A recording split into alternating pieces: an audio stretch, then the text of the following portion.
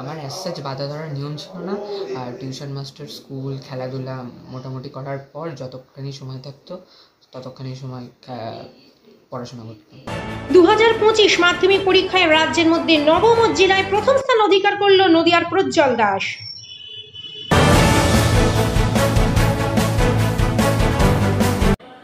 Our channel content only for education and information purpose. We do not promote any violence, criminal activity, crime against women, or self-injuries and communal disharmony.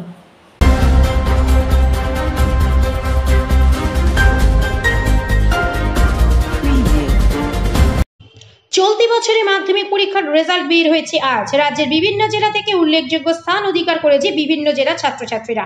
তার মধ্যে নদিয়ার গর্বের মুকুটে নতুন পালক সংযোজিত করল নদিয়ার শান্তিপুরের প্রজ্জ্বল দাস। জানা যায় সে শান্তিপুর মিউনিসিপাল উচ্চ বিদ্যালয়ের ছাত্র। বাবা প্রদ্যুৎ কুমার দাস শান্তিপুর কলেজের শিক্ষাকর্মী ও মা মিতালি দাস চাকুরিজীবী। ছেলে পড়াশোনার জন্য কোনো বাধা ধরা সময়ের নির্ঘণ্ট তারা ছেলের ওপর চাপিয়ে দেননি। পড়ার ফাঁকে খেলাধুলা, নিজের মনের মতো অবসর যাপন, তার মধ্যেই নিজের পড়াশোনাটা করত প্রজ্জ্বল। আজ সে রাজ্যের মধ্যে নবম এবং নদিয়া জেলার মধ্যে প্রথম স্থান অধিকার করেছে। প্রজ্জ্বল সাংবাদিকদের মুখোমুখি হয়ে জানায় সে পরীক্ষা ভালোই দিয়েছিল, নিজের মতো করে সবটুকু দিয়ে সে পরীক্ষা দিয়েছিল, কিন্তু রাজ্যের মধ্যে নবম ও জেলার মধ্যে প্রথম স্থান অধিকার করবে এই আশা সে করেনি। এই সফলতার জন্য সে ধন্যবাদ জানিয়েছে তার মা, বাবা, স্কুলের শিক্ষক এবং প্রাইভেট টিউটরদের। ভবিষ্যতে আইআইটিতে উচ্চতর শিক্ষার জন্য ভর্তি হতে যায় প্রজ্জ্বল। কোনো বাধা ধরা নিয়মের মধ্যে নয়, নিজেকে বিশ্রাম দিয়ে মন থেকে একাগ্র চিত্তে পড়ে যে পরীক্ষায় সফলতা অর্জন করা যায় সেটাই করে দেখালো নদিয়ার প্রজ্জ্বল দাস। তুমি এবছর কি দিয়েছিলে? এবছর আমি মাধ্যমিক পরীক্ষার্থী হিসেবে 25 সালে মাধ্যমিক দিয়েছিলাম। আচ্ছা, কোন স্কুলের সিট ছিল তোমার? আমার শান্তিপুর হিন্দু হাই স্কুল। আর কোন স্কুলের ছাত্র ছিলে তুমি? আমি শান্তিপুর মিউনিসিপ্যাল হাই স্কুলের ছাত্র। আচ্ছা, এই যে তুমি নবম হয়েছে, এটা কি কখনো আশা করেছিলে বা জানতে? অ্যাজ সাচ এরকম আমি কোনো এক্সপেকটেশন করিনি। আমি যে যতটা ভালো হয় পরীক্ষায় সেই আশা নিয়েই পরীক্ষা দিয়েছিলাম। তুমি প্রতিদিন কতটা সময় পড়াশোনার পিছনে ব্যয় করতে? আমার অ্যাজ সাচ বাধা ধরার নিয়ম ছিল না। আর টিউশন মাস্টার, স্কুল, খেলাধুলা মোটামুটি করার পর যতখানি সময় থাকতো ততখানি সময় পড়াশোনা করতাম। তুমি পড়াশোনার পাশাপাশি আর কি ইচ্ছে ছিল? আমি ক্লাস 6-7 পর্যন্ত আঁকা শিখেছিলাম, তারপর কোভিডের জন্য সেটা বন্ধ হয়ে যায়।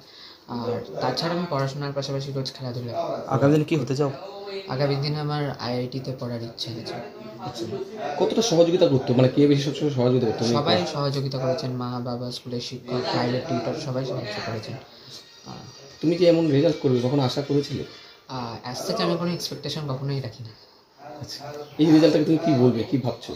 ভালোই হয়েছে, বাট আমার বাংলা আর ইংলিশে একটু নাম্বারটা কম হয়েছে, ওটা একটু বাড়লে ভালো হতো। কোন কোন সাবজেক্টে কত পেয়েছো? বাংলায় 94, ইংলিশে 95, অঙ্কে 100, লাইফ সায়েন্সে 100, ইতিহাসে 100, ভূগোলে 100 আর ফিজিক্যাল সায়েন্সে 98।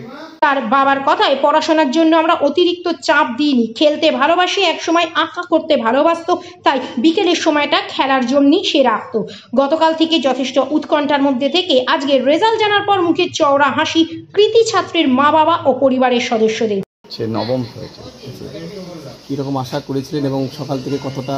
সকাল থেকে আমরা খুব উৎকণ্ঠা, টিভির পর্দায় বারে বারে টিভি খুলছি, বন্ধ করেছিলাম টেনশনে। মানে আমরা খুব ব্যস্তই ছিলাম, মানে কি হবে এটা নিয়ে আমাদের পরিবার, মানে সকলেই আমরা উৎকণ্ঠায় ছিলাম। পড়াশোনার পেছনে কতটা সময় দিত বা আপনারা কতটা সহযোগিতা করতেন? মানে আমি আমার অফিস ছাড়া ওর পেছনেই আমরা সময় দিতাম, আর ও নিজে থেকেই সারাদিন বইয়ের মধ্যেই থাকতো। আর বিকেলবেলা ও খেলাটা পছন্দ করে, আমরা ও খেলাটার জন্য আপত্তি করিনি। পেশায় আপনি কী করেন? আমি কলেজ নন টিচিং কলেজের শিক্ষাকর্মী। কোন কলেজে? শান্তিপুর কলেজ। এই ছেলে এরকম একটা রেজাল্ট করে কখনো ভেবেছিলেন বা আশা করেছিলেন? না, ও বরাবরই মানে ভালো রেজাল্ট করে।